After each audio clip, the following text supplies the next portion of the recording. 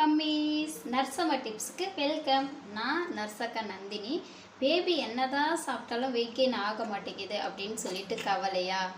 இன்றைக்கி நான் 8 மாதத்துக்கு மேலே இருக்கிற பேபிக்கு 3 சூப்பரான ரெசிபி ஷேர் பண்ணியிருக்கேன். டாக்டர் சொல்கிற மெத்தடில் தான். கண்டிப்பாக நீங்கள் உங்களுக்கு யூஸ்ஃபுல்லாக இருக்கும். வாங்க வீடியோக்குள்ளே போய் பார்க்கலாம். முக்கியமாக ஒன்று, 1 வயசு வரலைக்கும் no sugar no salt. Okay, வாங்க போகலாம். ரெசிபி பார்க்கலாமா? ரெசிபி நம்பர் 1, நெய் பருப்பு சாதம். ப்ரோட்டீன் கிங்குன்னு சொல்லுவாங்க. முதல் ரெசிபி நம்ம பருப்பு சாதம் தான், ஆனால் வெயிட் கெயினுக்கு ஒரு சின்னதாக ஒரு ட்விஸ்ட் இருக்குது. தேவையான பொருள் என்னென்னா, அரிசி 2 ஸ்பூன், பாசிப்பருப்பு 2 ஸ்பூன், ஒரு பருப்பு வந்து 1 ஸ்பூன் எக்ஸ்ட்ரா போட்டுக்கோங்க, நெய் 1 ஸ்பூன். செய்யும் முறை: அரிசி ப்ளஸ் பாசிப்பருப்பு வந்து நல்லா கழுவி எடுத்துக்கோங்க. ஒரு 15 நிமிஷம் ஊற வச்சுக்கோங்க. கழுவுனதுக்கு அப்புறம் 4 விசில் குக்கரில் விட்டு எடுத்துக்கோங்க. சுட சுட நல்லா மசிச்சு நெய் 1 ஸ்பூன் விட்டு கொடுங்க. சூப்பராக சாப்பிடுவாங்க. ஏன் பருப்பு அப்படின்னா, பருப்பில் ப்ரோட்டீன் வந்து அதிகமாக இருக்குது, நெய்யில் வந்து ஹெல்த்தி ஃபேட் இருக்குது. ஸோ ரெண்டுமே சேர்ந்து வெயிட் கூடும். கேஸ் பிரச்சனை எதுவுமே வந்து வராது. மதிய நேரத்தில் பேபிக்கு கொடுக்கலாம். ரெசிபி நம்பர் 2, வாழைப்பழம் ராகி கஞ்சி தான். அயன் ரிச்சுன்னு சொல்லுவாங்க.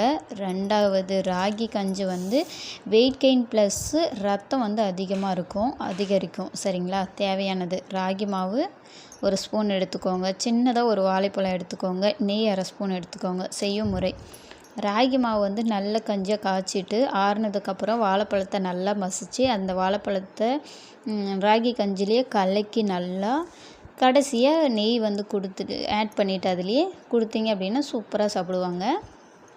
ஏன் ராகி அப்படின்னா, ராகியில் வந்து இரும்பு சத்து வந்து அதிகம். வாழைப்பழத்தில் நேச்சுரலாகவே ஸ்வீட்னஸ் இருக்கும், ப்ளஸ் கலோரிஸும் இருக்கும். பேபி நல்லா விரும்பி சாப்பிடுவாங்க. காலையில் 8 மணிக்கு கொடுத்தீங்கன்னா பெஸ்ட்டாக இருக்கும். ரெசிபி நம்பர் 3, உருளைக்கிழங்கு மசியல். இது வந்து எனர்ஜி பூஸ்டராக இருப்பாங்க. இது நல்ல ஹெல்த்தியும் கூட தான். 3வது, உருளைக்கிழங்கு வந்து 9 மந்த்துக்கு அப்புறம் இருக்கிற பேபிக்கு வந்து நீங்கள் கொடுக்கணும். தேவையானது உருளைக்கிழங்கு ஒரு சின்னதாக ஒரு உருளைக்கிழங்கு எடுத்துக்கோங்க. நல்லா வேக வச்சு நல்லா தோலெல்லாம் சீவிட்டு நல்லா மசிச்சு வச்சுக்கோங்க. ஜீரகத்தூள் கொஞ்சம் ஆட் பண்ணிக்கோங்க, ப்ளஸ் நெய் கலந்து கொடுங்க. ஏன் அப்படின்னு கேட்டிங்கன்னா, உருளைக்கிழங்கில் வந்து கார்போஹைட்ரேட் அதிகம். சீக்கிரமாக வந்து வெயிட் கூடுறதுக்கு நல்ல யூஸ்ஃபுல்லாக இருக்கும். ஜீரகம் கொடுத்தீங்க அப்படின்னா கேஸ் ப்ராப்ளம்ஸ் எதுவுமே வராமல் பாதுகாத்துக்கும். இது 4 மணிக்கு ஸ்நாக்ஸ்க்காக கூட கொடுக்கலாம்.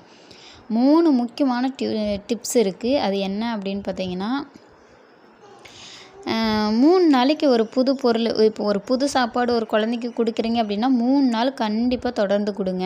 ஃபுட் அலர்ஜி ஏதாவது இருக்கான்னு செக் பண்ணிக்கோங்க. அப்படி இருந்துச்சுன்னா உடனே டாக்டர் போய் பாருங்கள். ஃபீட் டைம் பார்த்தீங்க அப்படின்னா, பசி எடுக்கும்போது குழந்தைங்க அழுகுறாங்கன்னா கொடுங்க. ஃபோர்ஸ் பண்ணாதீங்க குழந்தைங்கள. ஃபீட் பண்ணு, குடி அப்படின்னு சொல்லிட்டு 2 மணி நேரத்துக்கு ஒன்ஸு கொஞ்சம் கொஞ்சமாக கொடுத்தீங்க அப்படின்னா போதும். டாக்டர் விசிட்டு கண்டிப்பாக ஃபஸ்ட்டுங்க. ஏன்னா நான் நர்ஸு தான், டாக்டர் இல்லை. போய் டாக்டரை தான் நீங்கள் எதுவாக இருந்தாலும் பார்க்கணும். ஏதாவது டவுட் இருந்தால் கண்டிப்பாக கேளுங்க, நான் சொல்கிறேன். பேபி 3 மாதமாக வந்து வெயிட் கெயின் ஆகலை அப்படின்னா கண்டிப்பாக டாக்டர் பார்க்கணும். ஏன்னா ஊட்டச்சத்து குறைபாடாக கூட இருக்கலாம். இந்த 3 ரெசிப்பியில் ஏதாவது ஒன்று ட்ரை பண்ணி பாருங்கள். பண்ணிவிட்டு 15 நாள் கழித்து வெயிட் போய் செக் பண்ணி பாருங்கள். கண்டிப்பாக ரிசல்ட் இருக்கும். உங்கள் பேபிக்கு என்ன ஃபுட்டு அலர்ஜி இருக்குதுன்னு கண்டிப்பாக கமெண்ட்டில் வந்து கேளுங்க, நான் ரிப்ளை பண்ணுறேன். ஓகே ஃப்ரெண்ட்ஸ், இந்த மாதிரி யூஸ்ஃபுல்லான வீடியோவுக்கு நம்ம சேனலை மறந்துடாதீங்க. சப்ஸ்கிரைப் பண்ணி வச்சுக்கோங்க, சப்போர்ட் பண்ணுங்கள். உங்கள் ரிலேட்டிவ், உங்களுக்கு தெரிஞ்சவங்க யாராவது பேபி மதர் இருக்காங்க, புது மதர் இருக்காங்க அப்படின்னா அவங்களுக்கு இந்த வீடியோவை ஷேர் பண்ணி விடுங்க. நெக்ஸ்ட் வீடியோவில் பார்ப்போம். பாய்.